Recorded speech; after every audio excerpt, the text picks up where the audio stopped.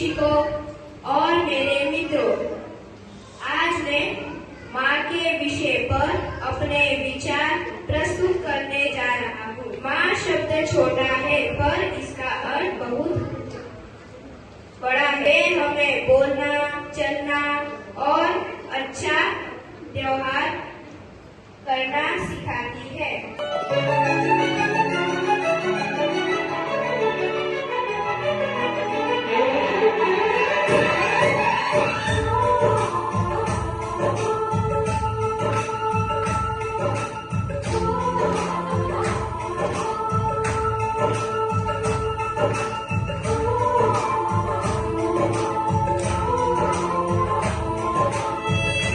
આજે હું તમને પિતા વિશે કહીશ।